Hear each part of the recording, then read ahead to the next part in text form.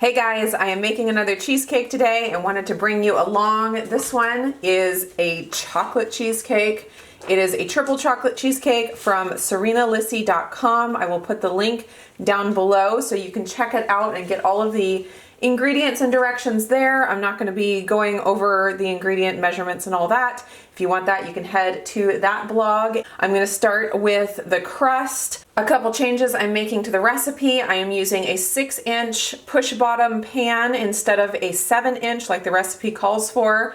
And because of that, I'm going to reduce the amount of crust I make because I don't want the crust to be too thick.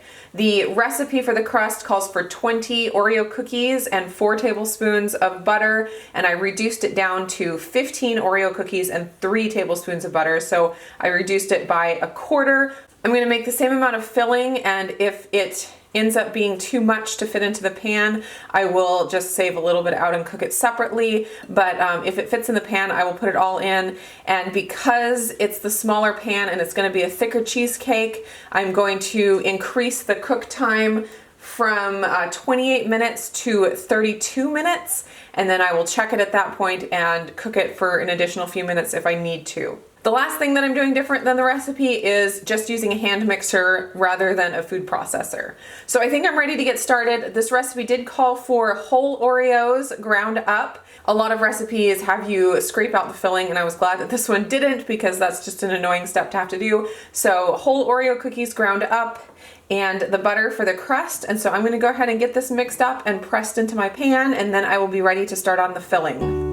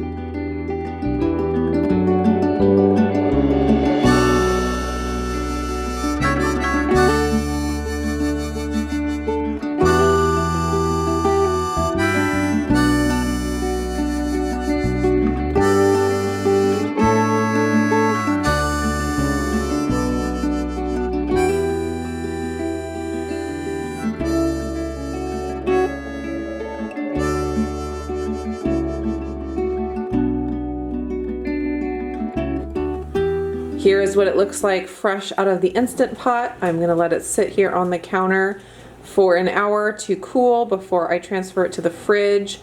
I'm going to let it sit in the fridge for several hours, and then this evening I'm going to do the ganache layer, and then I will put it back in the fridge overnight, and so it will be ready for us to eat tomorrow. The batter for this cheesecake was really thick, a lot thicker than other cheesecakes I've made, and because of that it seemed like it cooked a little faster.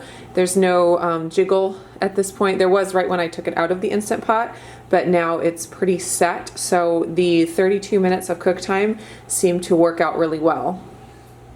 It's time to put on the ganache, and ganache is just basically chocolate and heavy whipping cream melted together. I did reduce the amount of ganache I'm making by about 1/4 because I'm using the 6-inch pan instead of the 7-inch. I didn't want it to be too thick.